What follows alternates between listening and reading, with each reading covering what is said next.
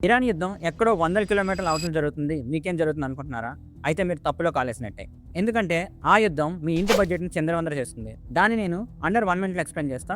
వీడియోని ఎండ్ వరకు చూడండి. Hi, this is CA Kalyan and welcome to my channel twin talks by Kalyan Telugu. ఇలాంటి content కోసం ఈ వీడియోని లైక్ చేసి నన్ను ఫాలో అయిపోండి. ఇరాన్ యుద్ధం మనల్ని మెయిన్‌గా 3 వేస్‌గా ఎఫెక్ట్ చేస్తుంది. Number 1, oil and gas prices hike. India 80% పైగా ఆయిల్‌ని ఇంపోర్ట్ చేసుకుంటుంది. ఈ యుద్ధం వల్ల ఆయిల్ సప్లై ఆగే ప్రమాదం ఉంది. అదే జరిగితే పెట్రోల్ రేట్లు, గ్యాస్ రేట్లు పెరిగి ట్రాన్స్పోర్ట్ చాలా ఖర్చు అయిపోతుంది. దీనివల్ల నిత్యావసరాల ధరలు కూడా పెరిగిపోతాయి. నెంబర్ 2, రూపీ పతనం. ఆయిల్ ప్రైస్ పెరిగినట్లయితే ఇండియా డాలర్స్లో ఎక్కువగా ఖర్చు చేయాల్సి వస్తుంది.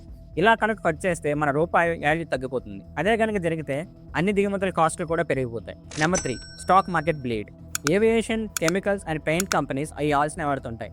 ఒకవేళ ఆయిల్ ప్రైసెస్ పెరిగితే వాళ్ళ ప్రాఫిట్స్ తగ్గి మన పోర్ట్ఫోలియో కూడా క్రాష్ అవుతుంది. ఈ గ్లోబల్ పాలిటిక్సే మీ రేపటి ఖర్చు నిర్ణయిస్తున్నాయి. అయితే మీరు ఇన్ఫ్లేషన్ అటాక్కి గురయ్యారా లేదో కామెంట్ సెక్షన్లో చెప్పండి.